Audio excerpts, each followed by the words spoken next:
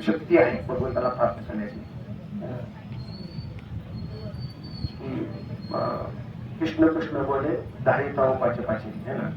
काय पद्धती जीवामध्ये शक्ती नाही, भगवंतच जेव्हा कृपा करते एक नक्की आपण प्रयास करायला पाहिजे. आचार्यांच्या जे परंपरेनुसार आपल्याला जे विधी आहे, जे विधान आहे, त्या विधानाचा पालन करून आपण उत्तर पात्र बनण्यास पाहिजे.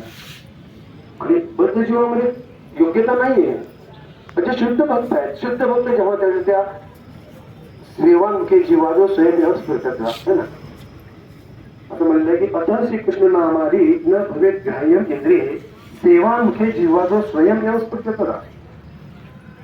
की बद्ध जीवामध्ये भगवंताचं नाम गुण रूप लीला हे जाणू शकत नाही. तो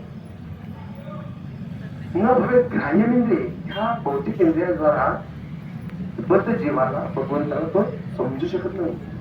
परंतु सेवामुखे जीवा तो जेव्हा सेवा करेल, सेवामुखे आदो मुखाबरोबर इतर सर्व इंद्रियाद्वारा आपण जेव्हा भगवंताची सेवा करू आपल्या आचार्यांच्या मार्गदर्शनानुसार, तेव्हा मग काय होईल?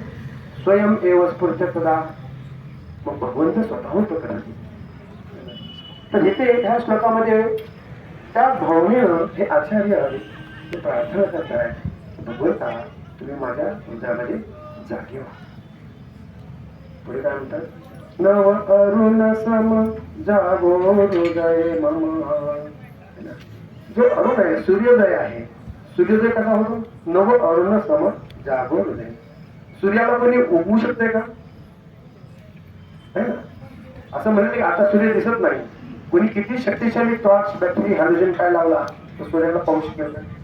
जेव्हा सूर्याला उगवेल तेव्हाच आपण सूर्याला पाहू, आपण आपल्याला पाहून आपल्या भोवती असणाऱ्या सर्व गोष्टी काय पाहू शकतो. सूर्य नसताना अंदाज. आता लाईट ही सुद्धा सूर्याची कृपा आहे. जर सूर्याची कृपा नसेल तर सर्व काय अंधार आणि सगळ्याची विविधता आहे ते सगळं एकच दिसलं आपल्याला, सगळं चालत. परंतु जेव्हा सूर्योदय होईल तेव्हा सूर्याच्या कृपेने आपण आपल्याला पाहू, आपण सूर्याला पाहू, त्याबरोबर